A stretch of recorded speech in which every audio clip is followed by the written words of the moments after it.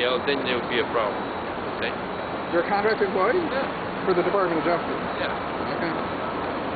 So you're not a marshal, you're just with the marshal? I have the power to arrest. You have the power of arrest? When we're on duty. When we're on the property. I'm not doing anything I can be arrested for. No, no. I'm just saying hello to you. All right, clear. Don't get burned.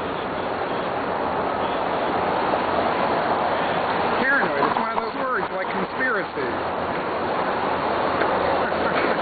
Just to underline what we said earlier in the show, Gregory J. Nichols' son, Jason Dyson Nichols, guilty of conspiracy. Conspiracy to rip off the poorest people in the United States. Tribal Indians, right? Now, you know, the people who are close to the casino action and the people who've benefited from that, no doubt they've moved themselves from the traditional status of Native Americans as the poorest people in the U.S. of A., but, you know, traditionally the poorest people in the U.S. of A. And basically what we decided to do, we just had a conversation with this Muldowney guy who told us over and over again, I'd be delighted to talk with you. Why don't you come on in and talk to me here in the courthouse? And then when I said I was willing to do it, he said, okay, well, I'm going to be leaving at noon for the weekend. And I said, oh, you mean if I can get over there in the next 38 minutes, we can have a conversation of less than 38 minutes about something, which I can't do. I'm not anywhere near the courthouse at the moment. So I had this conversation with him, and I said, look, he was just pushing for a meeting where we get together. I'm allowed to take notes, but I'm not allowed to be a member of the media. I mean, I'm going to sit down with the guy, and then he's going to presumably say, oh yeah, by the way, you can't broadcast anything I tell you because you've agreed not to be a member of the media for the purposes of this conversation. Anyway, there's no reason to do it. I just said, look, it's going to be incredibly uninteresting to me next week, so why don't you just give me a 10-word explanation? It's not an interview, just a 10-word statement on what happened today in terms of my being moved from the courthouse. Why don't you just tell me that? And he refused like half a dozen times just to give me the 10-word explanation. But at the end of the conversation, which was about 10 minutes, I had him over and over again clarify, I am welcome in the courthouse. There should be no lingering perception among anyone there, even if you leave in 35 minutes. No one should have the impression that I'm unwelcome to be in the courthouse, right? And he answered the affirmative. So we're kind of wrapping this up. You know, it would be pretty sweet to get the reporters in front of the courthouse. Again, the guy at 5, at 6 a.m. and probably at 5 a.m., he was out here in the pitch dark explaining that there was going to be this exciting story here at the federal courthouse today. And then again, here it is at noon. They're doing a frigging hour, and he's not here at all. And, you know, we got 13 from Tacoma, KCTQ, and 5 did get the bit with Nichols Jr. and his attorney. The other putt knockers didn't get it. I mean, unless there was a third party that slipped in there, you know, at the last moment that I didn't notice, I'll have to check our record on that. But I believe what we're going to see in the broadcast this evening is pool tape. Someone agreed to pool with 7 or 13, and they're just going to borrow that. We'll borrow the footage. Who really cares? It's just the sentence. We got him. In fact, I saw the 5, or rather the Channel 4 at 11 a.m., and they ran file footage. They had a bit of something from today, but then the file footage that they had was partially the perp walk that the guy did right out here, that Nichols did right out here on, you know, several months ago in August. I believe it was August 31st was the actual plea date. And they didn't say file footage. They made it look like they shot it today. It was really deceptive. Bastards. I mean, I know the difference, but they're not really letting you know the difference. So So I'm guessing that what we're going to see on the broadcast this evening is just a little bit of spicy eyebrow work or something on the part of the anchors, but no good footage, no hard questions certainly. I mean, they'll run of course we don't know exactly what 5 and 13 will do, but what about 7 and 4? They actually just decided that this was something they wanted to cover, or they have reporters inside and camera crews somewhere else, and they decided to not show, or did the word go out through some knowledge of someone in the federal government that KCWM was going to be showing up today? So as far as the big show that everyone wants, which is Jake and the Fat Man hugging and kissing Jake and saying he's an all right boy, that's what they really would have wanted, and they didn't get that, of course, because for whatever reason. But KCWM showing up certainly could be the reason. Why was Joey Buttafuoco driving the perimeter this morning, 13 minutes before court opened? And the guy from 5 said that Nichols entered in the side. He said that in conversation. And then I asked him to reiterate that. He said, no, Nichols came right in the front. That's what he did. You know, to me, clear as a bell, right? Which I believe is not true. We'll have to check the footage. It'll be interesting to check the footage. Anyway, we were up before the crack of dawn this morning, devising our extensive notes and preparing to do this monologue.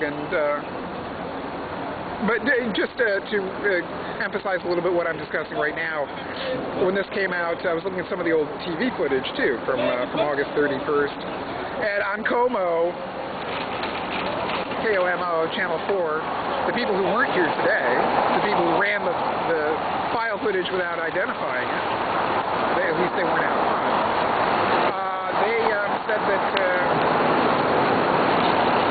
it was a drop in the bucket. The $90,000 was just a drop in the bucket compared to the $3 million that the overall crime scheme was involved in. A drop in the bucket. Well, you know, nearly $100,000, that's like 3%.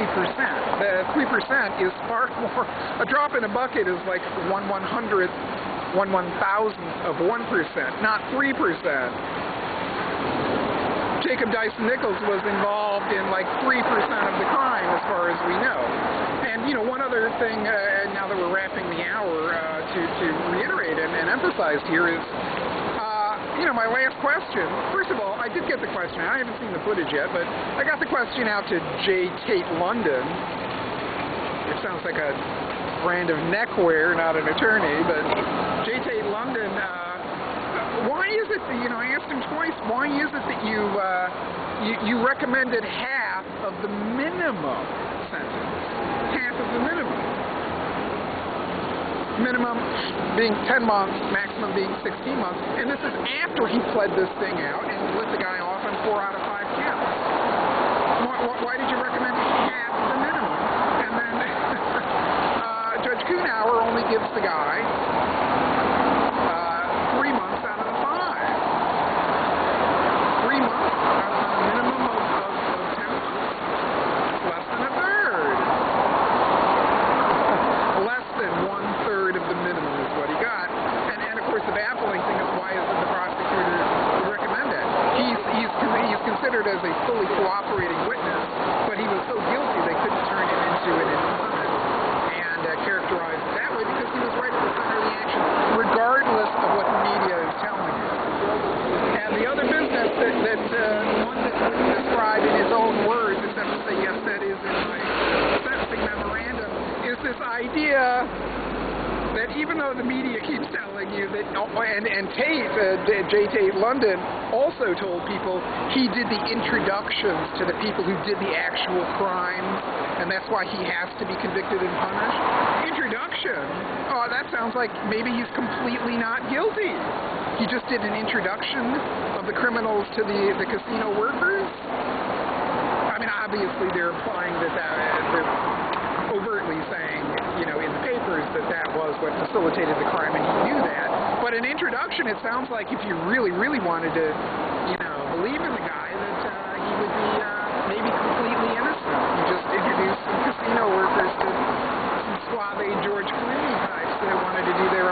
version of, Ocean's 11, right? Maybe in a kind of prankish way. I mean, not that they're really saying that, but the important thing is that in the charging paper, in the sentencing memorandum, they finally come up with a little nugget to let people know this guy is guilty as all piss, which is when this guy, R.Lee, was barred from the casino at the moment that, or, in the moment, or whatever, the hours following, if not the seconds following being barred from the casino, physically, because they were onto his cheating scheme.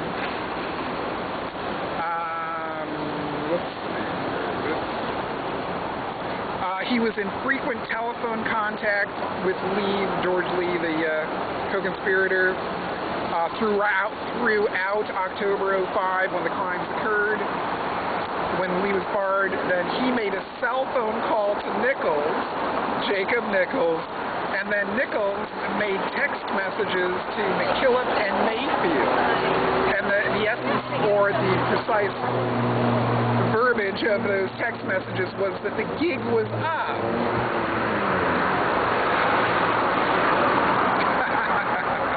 Which is not even the correct terminology, it's the jig is up. So that the incorrect terminology, presumably J.T. London has seen enough crime movies to know that it's the jig is up, not the gig is up, and that was taken verbatim from the evidence that was gathered. Hopefully it's in digital form, but it may have just been testimonial from what the co-conspirators, including Jacob Nichols, said. But you see what I mean. All the reports to tell you, and J.T. London telling you, he was the introducer. That's what he did. He was right there. I mean, I still have not ascertained any statement to the effect that he was there, looking from 30 feet away while the crimes were going down. That remains undefined as far as what I know so far. I'll be looking further at the court papers to identify that in an absolute way. But then again, the last point I want to make here, and really the most important point, is the last question I got out to J.T., which is, are you really satisfied that $5,000 is the full extent of the fruits of these crimes that Mr. Nichols wanted to acquire through his criminal conspiracy?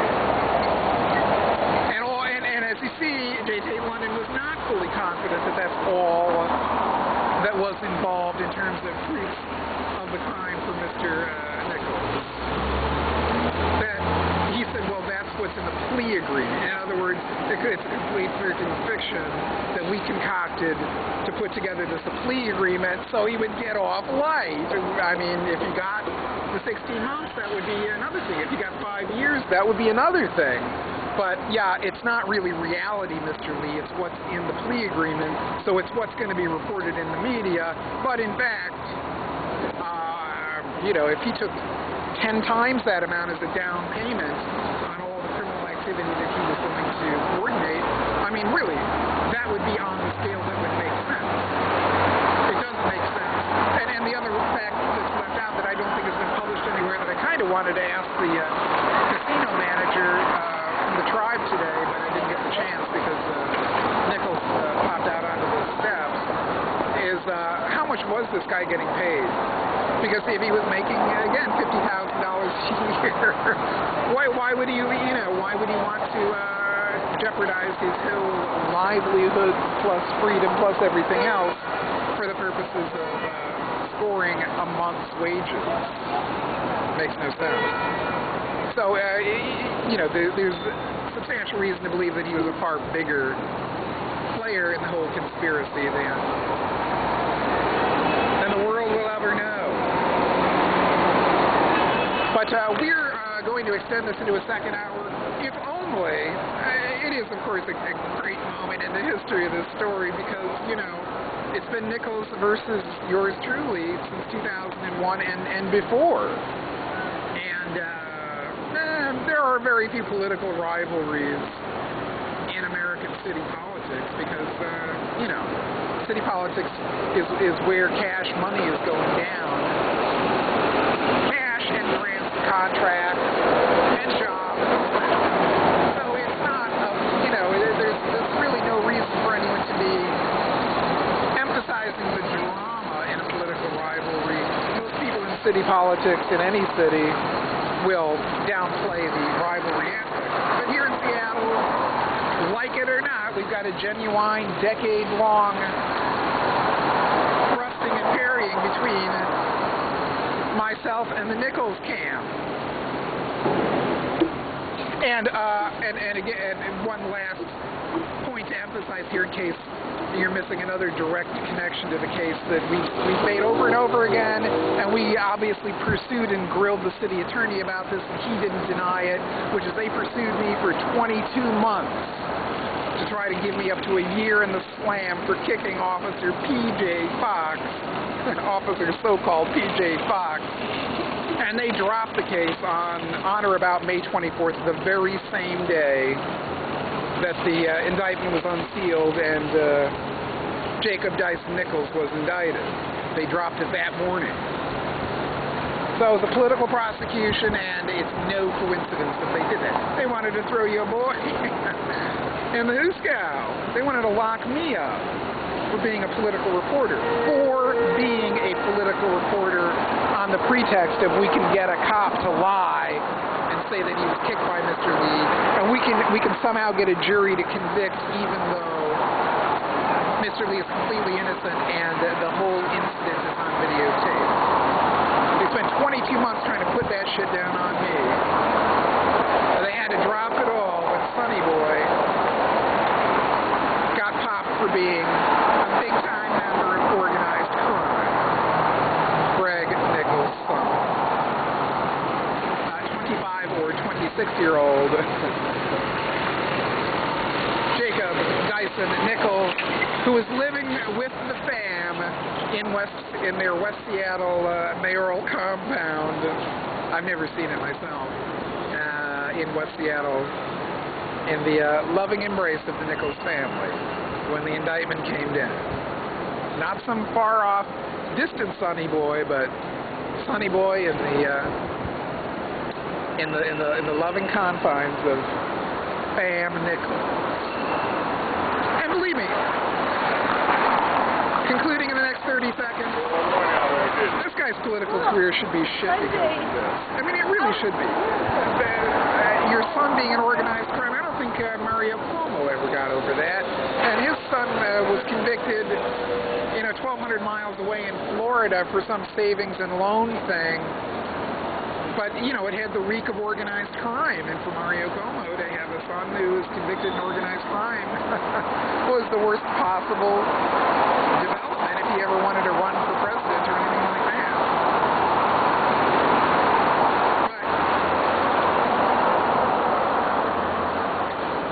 But the media is giving Greg Nichols, to all appearances, we'll update you in the next edition, but they're giving him a big-time skate.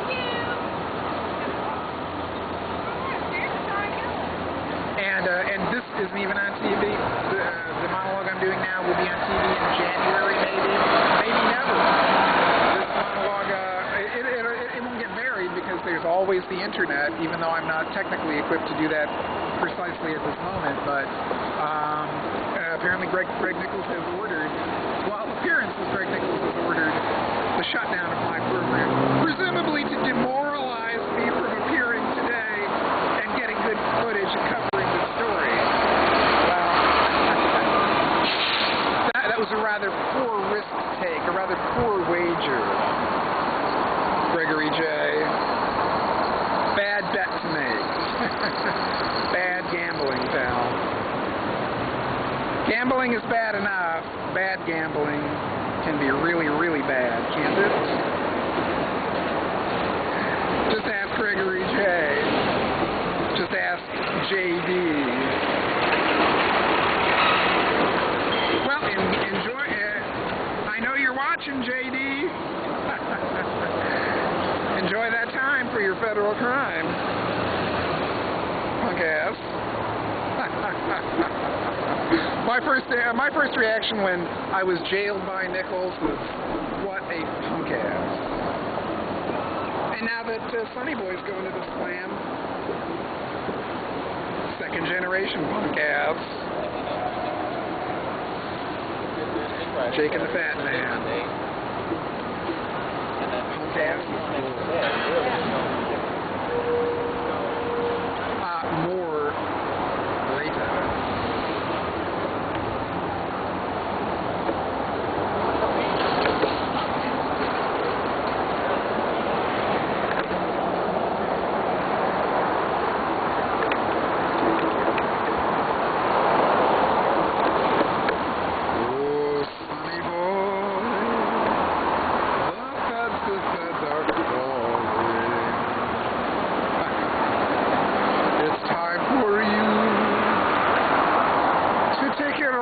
Place in the can. Oh, Sonny boy, you're going down big time. The sentence was light, but you're a convict for life.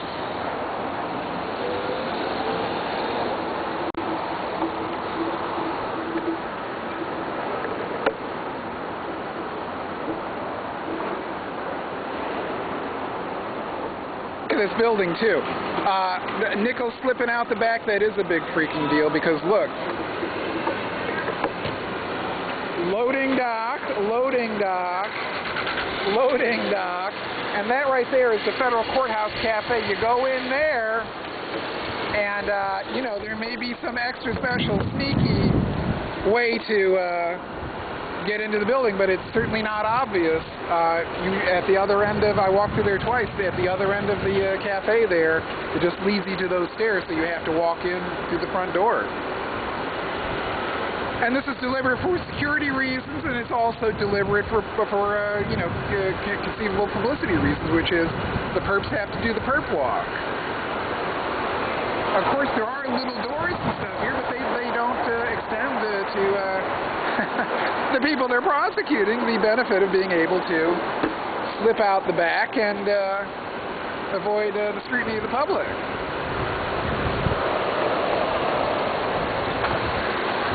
Bicycle cop. So Nichols slipping out the back, that is a big deal.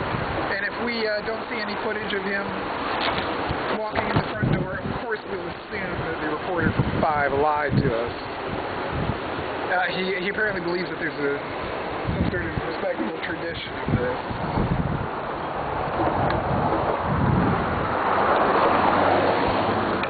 Well, the time is 12:29.